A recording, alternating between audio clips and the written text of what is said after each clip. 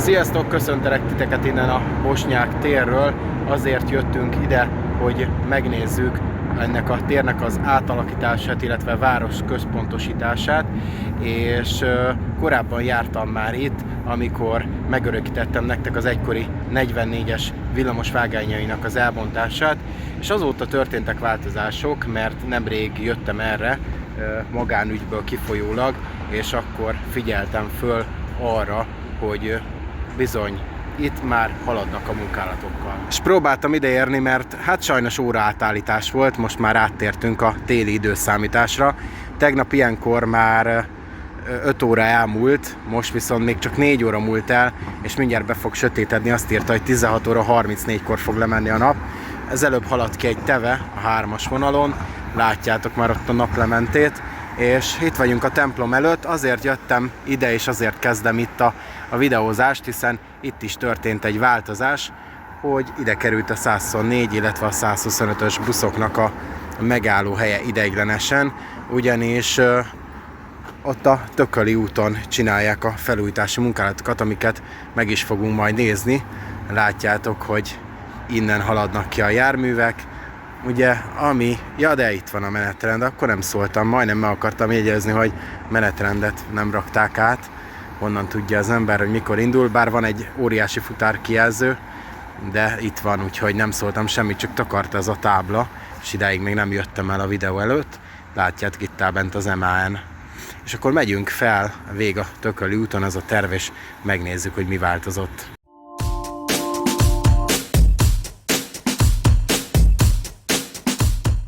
Persze, még nem fog ránk sötétedni, de nem baj, mert sötétben is tudunk videózni, van rajta vaku.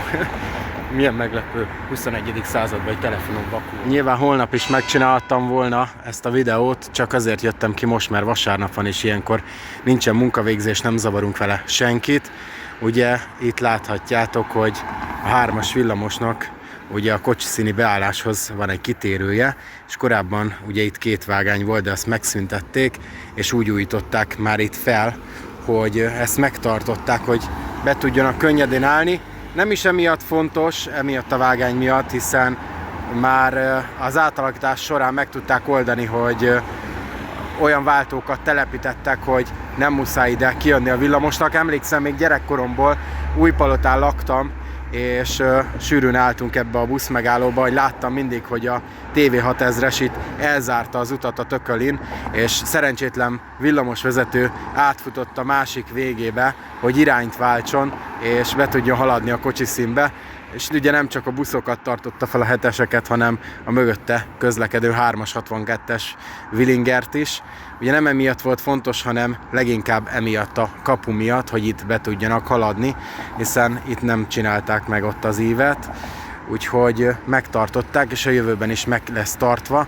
Ami változás történt, hogy igazából egyébként nincs lezárva a mobilkerítés, nézzétek meg, hogy nem jövünk be, vagyis nem törünk be sehova, hogy innen ugye a parkolóautókat eltüntették, és hát a végére bekerült egy ütköző bak, megnézitek közelről.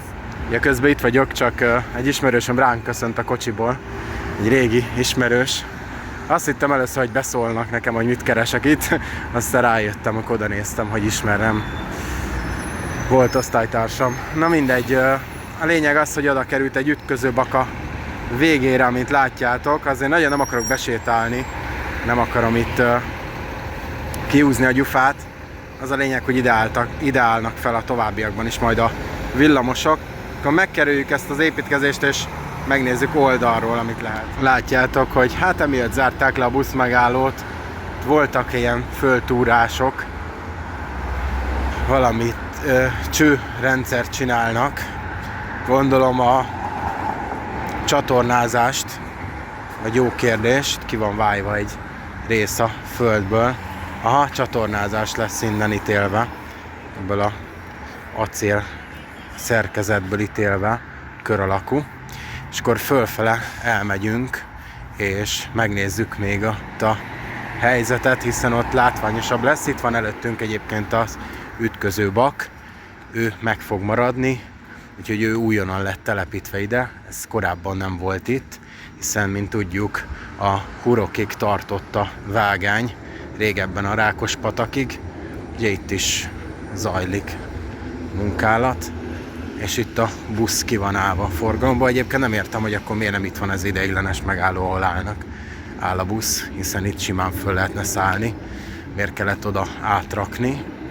Tehát ők tudják, egyébként kényelmesebb is, mert legalább itt nem kell jobbra kikanyarodni a busznak, hanem egyenesen tud közlekedni. Na és ami még itt nagyon változott, hogy az autóskat átterelik ide, pont jön egy mentő vagy rendőr, és ugye itt gyakorlatilag a gyalogátkelőhelyet teljesen elbontották ideiglenesen.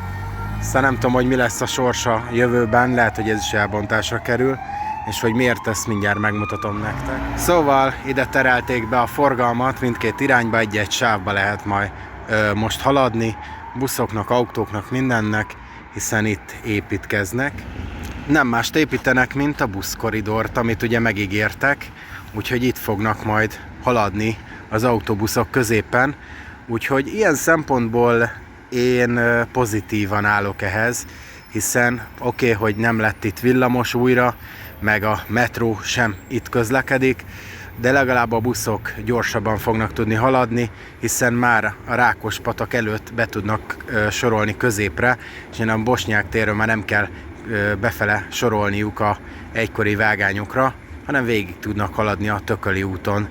Úgyhogy ez egy pozitív dolog, bárcsak a Rákóczi úton is így vitelezték volna ki, és ott is középen tudna haladni a busz.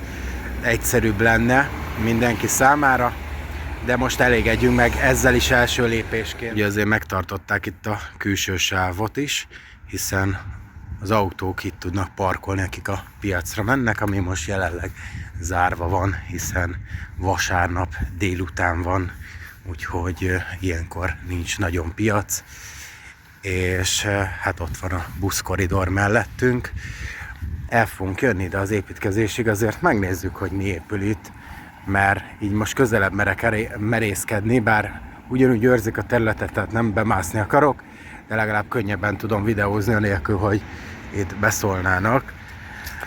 Mert múltkor is üvöltött az egyik fickó onnan az emeletről, hogy hé. Jókat nevettem rajta, hát nem tud, most mit csinál veled?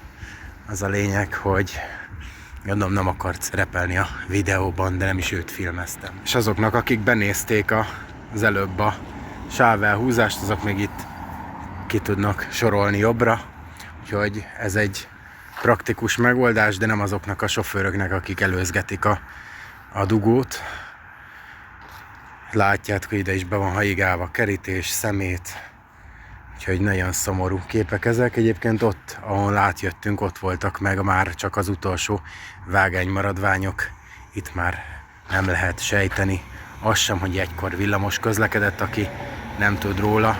Hát innen is szép a kép, úgyhogy lehet, hogy innen lövök egyet. És ugye itt is lesz egy sáv az autósoknak, úgyhogy nem lesz az, mint korábban, hogy át kellett haladniuk az autósoknak a villamos vágányokon, hanem egyenesen fognak tudni haladni, és lehet, hogy így ki is lesz szélesítve majd a híd a Rákospatak fölött. Nem tudom, ezt majd mindjárt megnézzük. Látjátok, magánterület belépni tilos, nem is szeretnék behaladni, csak innen közelebbről szemügyre veszem ezt az egészet. Ugye egy városnegyed épül, irodákkal, lakásokkal, leginkább szerintem ezek irodák, nem úgy tűnnek, mint a lakások. Az a hátsó néz ki lakásnak. Illetve ugye egykor terveztek ide plázát is, a Mundo plázát. Lehet, hogy ez lesz a Mundo pláza, hogyha megvalósul. Nem tudom, hogy most ugyanilyen névvele vagy mással, mert inkább ez irodaháznak tűnik, így a szerkezetében, a kialakításában adódóan. Egyébként itt van a látványterv, úgyhogy miért találgatok, megnézhetném ezt is. Bocsánat, lesznek irodák, meg lesznek kávézók is, meg minden egyéb más. Legalábbis nekem úgy tűnik, hogy van itt egy ruhabolt is. Megnézitek alul a képet. Meg a hölgy is bevásárló szatyorral van, nem aktatáskával vagy laptoptáskával. Lesz itt egy újabb pláza, de minek? Egyébként már ide írtak nagyon szépeket. Még stadion felcsútra 3 darabot legalább bontáskor szóljatok. Ez is az én pénzemből van. Imádom, aki odaírta. Igaza van. Egyébként tök fölösleges még egy pláza ide Budapestre. Szerintem elég sok van. És az Etele pláza még talán azt mondom, hogy értelmes volt, mert maga az elhelyezkedés miatt, de egyébként, hogyha nem Kelenföldre tervezték volna, arra is azt mondtam volna, hogy tök felesleges. Nem kell több pláza ide. Így is eléggé kaotikus a belső főbb utcák, például a Rákóczi út meg a Tököli út, mert kihalt üzletsorok vannak, mert elszipolyozza az összes pláza az ilyen üzleteket. Úgyhogy emiatt van ennyi giroszos, meg barbershop, meg hasonló. Egyébként nem tervezek egy nagyon hosszú videót ebből, csak tényleg körbejárom, amennyire lehetséges, hogy eljövünk erre a Bosnyák utca felé. Még bekukkucskálunk egy-két helyen, aztán megnézzük a Rákospatakot, és ennyi, el is búcsúzom. Épülgetnek a házak, igazából szabályt nem sértünk, mert közterületen állunk, és arról nem én tehetek, hogy átlátszó a kerítés. Itt épülnek luxuslakások, igazi penthouse-ok ott felül, hatalmas terasszal. Én nem tudom, hogy ki tudja ezt magának megengedni, max külföldi befektető, vagy megveszik, azt kiadják Airbnb-be, vagy valami hasonló. Nem hiszem, hogy a tényleg rászoruló magyar családokon segítene ez a program. Inkább ilyen olcsóbb szerkezetű panelházak kellenének még. Hát jó, nem olyan csúnyák, mint a mostani panelek, egy kicsit szebb kivitelezésben, de legalább egy olyan, ami megfizethető. Hoppá, itt már is adták ezt az utcát, nézzétek meg, be lehet sétálgatni. Akkor itt már átadták a lakásokat ezek szerint. Egyébként tetszenek maga a környezet, Zenit Residence, az lesz a címe, Bosnyák utca 4850. Tetszenek ezek, mert tényleg ízlésesek meg, én szeretem a modern építészetet, bár sokan azt mondják, hogy akik a klasszicista építészet hívei, hogy undorítóak. Szerintem meg nem azok. Kellenek a modern házak, és frissíteni kell, mert egyébként úgy érzi magát az ember, hogyha eljön egy-egy ilyen új építésű ház mellett, mint hogyha egy új városba keveredett volna, és nem is Budapesten lenne.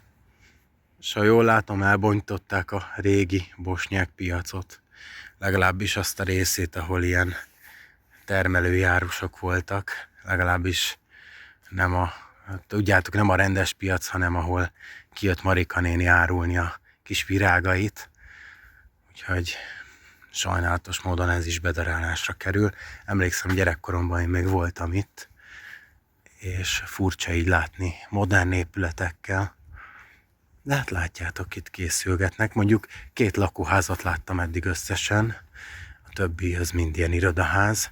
Én nem tudom, hogy minek kell irodaházat építeni a mai világban, ahol gyakorlatilag már mindenki home office-ba dolgozik, aki irodai munkát végez.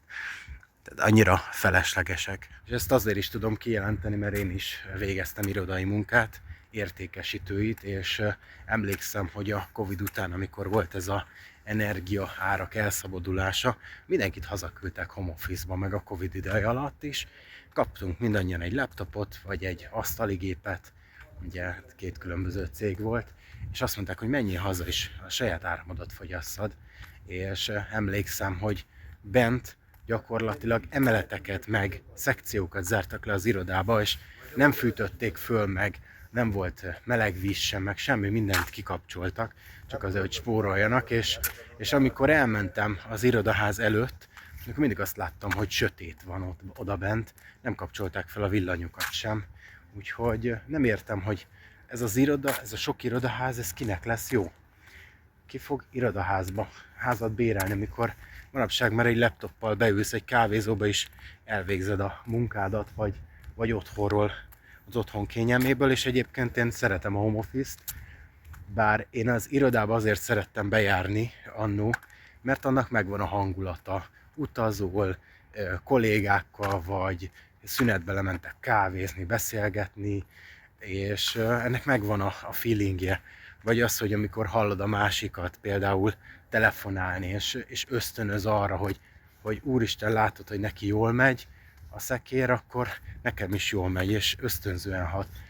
Viszont a home office annyiból volt jobb, hogy azért mégiscsak kényelmesebb volt, nem kellett kiöltözni, akkor bármikor kimentél a saját konyhádba, a saját kajádat fogyasztottad, nem kellett csomagolni kaját, tehát sokkal kényelmesebb volt, illetve ha végeztél a munkával, még nem kellett hazautazni, egyből tudtál menni a dolgodra. Úristen, akkor ez a terület, hogy azt hiszem, hogy soha nem fogok a végére érni, még már itt kéne lenni lassan a Rákospataknak. Itt már látom, nagyon sok lezárás van. Erre fel el tudunk menni talán. Ki tudja, ránk fog sötétedni addig. Akinek kell mosdózni, az el tud menni, bár most szerintem van bent valaki, mert piros. Na, erre már nézzük. Egyébként nagyon komoly itt sétálgatni, majdnem egyedül, sőt, nem majdnem, hanem teljesen egyedül. És nem magánterületre jöttem be, már nyitva volt az ajtó, illetve nem volt kiírva semmi. És hát azt vettem észre, hogy ezek annyira egyformák ezek az épületek, hogyan fogják tudni megkülönböztetni, hogy figyelj már, melyik épületbe kell menni állásinterjúra. Első munkanapom, aztán nem tudom. És mondják majd, a narancsárgába gyere. Hát melyik? Hát, vagy nem tudom, ez milyen szín, ez barnás, árnyalat? Hát nem annyira narancsárgás, barnás árnyalat. Gyerekek, ha kell egy kis térkő, akkor lehet innen vinni. Csak vicceltem, innen nem viszünk el semmit. Nem szabad. Úgyhogy itt már épülgetnek az utcák szépen, meg az épületek. Na itt már például nem nézünk be, mert ez már másmilyennel van eltakarva. És elérkeztünk a másik végére, ahol egykor a villamos hurok volt, és annyira hálás vagyok annak, hogy valami azt sukta, hogy ezt be kell járnom annó, hiszen itt volt a közönség találkozó, és megörökítettük, hogy nézett ki egykor a hurok, mert most már egyáltalán nincs meg belőle semmi, úgyhogy így fest. És amúgy azon gondolkodom, hogy ugye régebben is az volt ugye az út, az a két sáv, amin haladtak a buszok, meg az autósok, és ugye itt lenne a buszkoridor, nagyjából ha megnézzük, illetve ugye itt kezdődik az épület, tehát itt volt a folytatása annak az útnak, hogy itt van előttünk ugye a régi híd, hogy ez ki lesz-e bővítve, mert valószínűleg ahol én állok, ott még kellene lenni egy hídnak, vagy itt a vége felé pont össze fog szűkülni megint két sávra. Ez egy nagyon jó kérdés, szerintem itt még nem tartanak ebben a kérdésben, majd meglátjuk, ahogyan alakul. Viszont én innen elbúcsúzok, hiszen nincsen már más, amit megmutathatnék nektek. Kimerítettem a témát, gyakorlatilag végig sétáltok pár perc alatt. Kíváncsian várom, hogy mi lesz ennek a folytatása, és hogy fog itt alakulni. Összességében, hogy elmondjam a véleményemet, én azt gondolom az egészről, hogy az irodaházak tök feleslegesek, inkább lakásokat kellett volna építeni, és megfizethető lakásokat olyanok számára, akik nem engedhetnek meg maguknak egy ilyen luxus 70-80 milliós, vagy még több értékű penthouse-t, hanem igazából olyan hasonló, olcsó lakótelepi megoldás kellett volna, mint amilyen Békásmegyer, Káposztásmegyer, vagy még sorolhatnám. Persze nem azzal a szovjet technikával, tehát félre ne értsétek ezt a mondatomat, de hasonló tömeges lakótelep építésre lenne szükség, és nem pedig ilyen irodaházakra. Ezt gondolom egyrésztről, másrésztről pedig azt gondolom, hogy azért egy pozitív dolog, hogy fejlődik Budapest, és azért az a pusztulat, ami itt volt, annál még ez is jobb. Bárki tudja, hobbikázni szerettem ide kijárni, de hát most ez van. Reméljük, hogy egyszer majd nem csak buszsáv lesz, vagy buszkoridor, hanem lesz egyszer villamos is, vagy az M4-es metró is el fog idáig jutni. Addig is ezzel a megoldással szerintem tökéletes.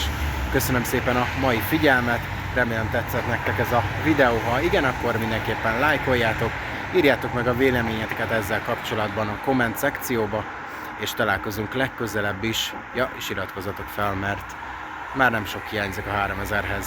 Találkozunk legközelebb is, legyetek jók, sziasztok!